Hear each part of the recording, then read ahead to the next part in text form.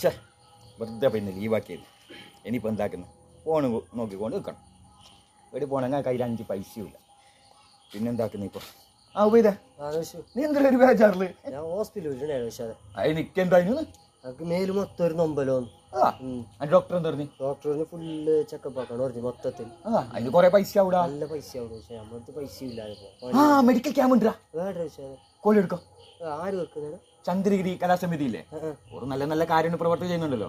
ഈ പ്രാവശ്യം mega medical camp ഈ മാസം 8-ാം തീയതി, സെപ്റ്റംബർ 8-ന്.